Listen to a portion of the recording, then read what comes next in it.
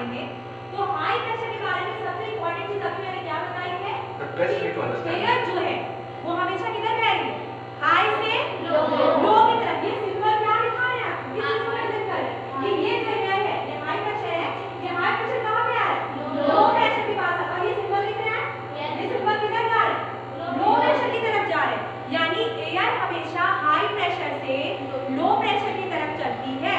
और ये कंडीशन जब बनती है, यानी बीच में लो प्रेशर होता है और बाहर हाई प्रेशर होता है, यही कंडीशन तूफान, साइक्लोन, यानी मौसम कैसा हो जाएगा, खराब हो जाएगा, ये कंडीशन उसकी होती है। और मैंने अभी एक चीज और क्या बताई है कि ये जो स्पीड है एयर की, ये स्पीड हम किससे नापते हैं, बैरोमीटर से नापते हैं।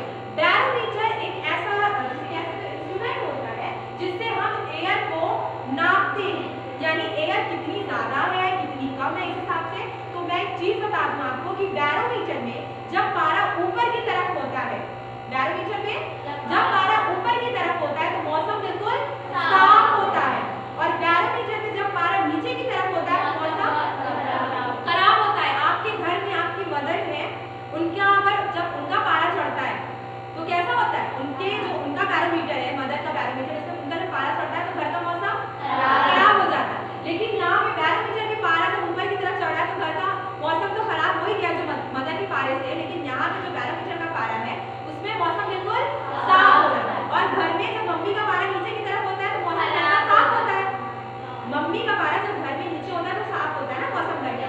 लेकिन बैरोमीटर में जब पारा नीचे की तरफ होता है तो मौसम बिल्कुल खराब होता है। जब नीचे की तरफ होगा बैरोमीटर का पारा तो मौसम खराब होगा, और जब बैरोमीटर का पारा ऊपर की तरफ होगा तो मौसम बिल्कुल साफ होगा। और जब बैरोमीटर में पारा धीरे धीरे नीचे की तरफ आता है तो बारिश होती है। तो क्या होती है, बारिश होती है। एक चीज याद रखना, हल्की फुल्की बारिश होती है बैरोमीटर में जब पारा धीरे धीरे नीचे की तरफ आता है। क्लियर, हाई प्रेशर से लो प्रेशर की कंडीशन क्लियर हो गई। अब जो मैंने एक चीज बताई थी यहाँ पे इससे पहले, हाँ ये जो कंडीशन हो रही थी, मैंने बताया था जून में ही इंडिया में बारिश कब होती है, जून में इंडिया में बारिश स्टार्ट हो जाती है। कब तक चलती है, सितंबर तक चलती है। सितंबर तक बारिश कैसे होती है, ये सन आप देख रहे हैं, ये सन आपको दिख रहा है, ये अर्थ है हमारी, ऊपर है आपका नॉर्थ पोल, नीचे है आपका साउथ पोल।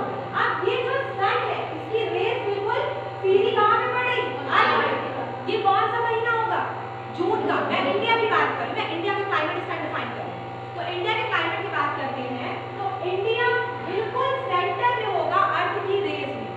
अर्थ की रेस जो है, सॉरी सन की जो रेस है वो बिल्कुल सीधी पड़ेगी किस पे, अर्थ पे, इंडिया पे। इंडिया पे बिल्कुल सीधी पड़ेगी। तो जब रेस बिल्कुल सीधी पड़ेगी तो हमारा इंडिया तीन तरफ से पानी से घिरा है, नहीं घिरा है, तीन तरफ पानी से घिरा है। जब वो तीन तरफ पानी से घिरा है तो हमें क्या देखने को मिलता है, वो स्टीम होके बादल बन जाएंगे।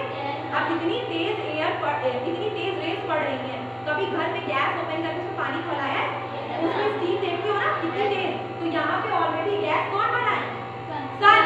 और अर्थ, अगर मैं अर्थ की बात करूँ तो इंडिया बिल्कुल सीधी रेस पड़ रही है। तो इंडिया के चारों तीन तरफ क्या है, ओशन है, ओशन है, ओशन से पानी क्या बन रहा है, भाप में कन्वर्ट हो रहा है, स्टीम में वो बादल बन जा रहा है। अब यही बादल बरसेंगे। और मैंने पहले बता दिया है कि हवा हाई प्रेशर से लो प्रेशर की, हाई प्रेशर से लो प्रेशर की तरफ बहती है और हवा हमेशा घूम के, फैरन की थ्योरी क्या है, फैरन ने क्या कहा है कि हवा बिल्कुल सीधी नहीं चलती, हवा हमेशा सर्कल में घूम के चलती है। अभी जो मैंने सिंबल के थ्रू दिखाया कि हवा क्या हो रही है, हाई प्रेशर से लो प्रेशर की तरफ चल रही है, यानी हवा राउंड में चल रही है, सीधी नहीं चल रही। तो यही कहा गया। अब देखो इसके आगे में दिखाते हैं, ये कंडीशन है, ये अब हवा हमेशा सीधी चल रही है। अब यहाँ पे मैं एक और चीज बताऊंगी, सीधी नहीं चल रही, हवा राउंड में चल रही है। अब यहाँ पे मैं एक चीज बताऊंगी, कोरियोलिस फोर्स।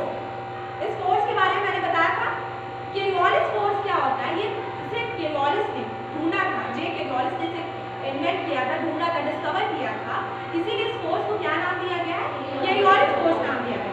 अब देखो कोरियोलिस ने कहा है कि नॉर्थ पोल से, नॉर्थ पोल है और ये साउथ पोल, ये बीच में 0 डिग्री लाइन है। नॉर्थ पोल से अगर साउथ पोल में कोई भी चीज फेंकी जाएगी, नॉर्थ पोल से साउथ पोल की तरफ कोई भी चीज फेंकी जाएगी तो वो सीधी नहीं जाएगी। पैरल भी क्या कह रहे हैं कि हवा घूम के चलेगी, कोरियोलिस फोर्स भी क्या है कि वो सीधी नहीं जाएगी। अगर किसी बच्चे ने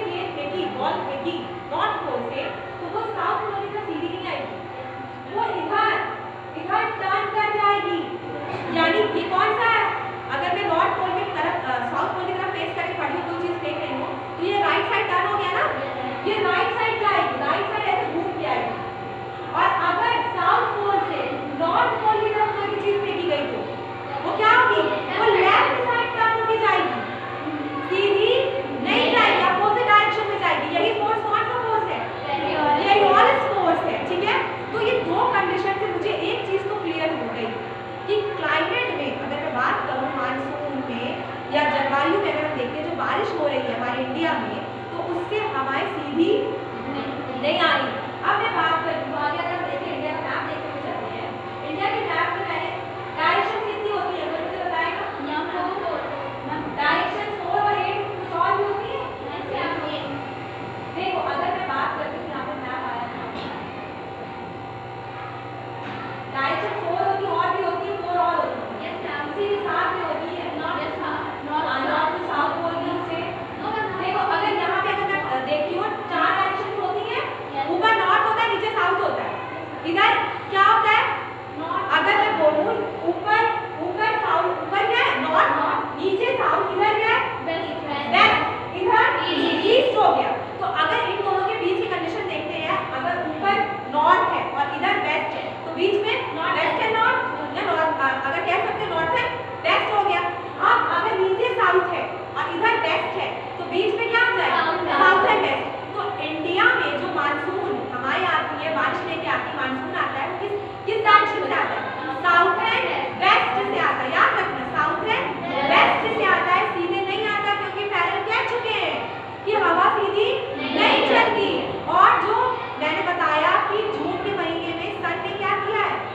रेस बिल्कुल सीधी बढ़ रही है और तीनों तरफ ओशन है, तो जो बादल बन चुके हैं वो हवा के साथ सीधे नहीं आएंगे। वो किधर से आएंगे इंडिया में? साउथ एंड वेस्ट से। वो इंडिया में किधर से आएंगे? साउथ एंड वेस्ट से। जब ये यहाँ से आए, तो यहाँ पे मैंने बताया था ना कि कुछ माउंटेन है, ये वेस्टर्न माउंटेन है और ये ईस्टर्न, इधर ईस्टर्न माउंटेन है और इधर वेस्टर्न माउंटेन है। तो जब ये लेके आए तो यहाँ पे टकराएंगे, सीधी सी बात है, टकराएंगे जरूर। और जब ये यहाँ पे टकराएंगे तो इसकी 2 लेयर बन जाएगी, एक लेयर बे ऑफ बंगाल और एक लेयर अरेबियन सी की। अरेबियन सी की जब ये लेयर अंदर की तरफ निकल जाएगी तो केरल में बारिश बहुत होगी, पर तमिलनाडु में बारिश नहीं होगी, क्योंकि बीच में क्या है? माउंटेन है। और ये यहाँ से बारिश करते हुए ऊपर की तरफ जाएंगे और फिर 3 लेयर बन जाएगी, एक चली जाएगी राजस्थान, एक चली जाएगी जम्मू कश्मीर और एक हमारी यूपी में बारिश होगी। अब इधर की मैं बात करूँ, अगर इधर की कंडीशन में देखते हुए चलती हूँ, तो इधर की कंडीशन में जो बे ऑफ बंगाल इधर से जब जाएगा तो ये बिल्कुल सीधे चली जाएगी, इधर से टर्न करते हुए ये एक लेयर जो यहाँ पे टकरा के 2 लेयर बनी थी, अब बे ऑफ बंगाल पर सीधे पहुंच गई मेघालय। मेघालय के मासिंगराम में 3 माउंटेन है, गारो, खासी और जयंती, जो कीप के डिजाइन की बनी है। ठीक है, अब ये जाके वहां पे फंस गए, मानसून क्या हो गया? वहां पे जाके फंस गया और वहीं पे सबसे ज्यादा बारिश हो जाएगी। ना सिर्फ इंडिया में, दुनिया में अगर सबसे ज्यादा नहीं बारिश होती तो कहाँ होती है? मासिंगराम में दुनिया में सबसे ज्यादा बारिश होती है। क्लियर?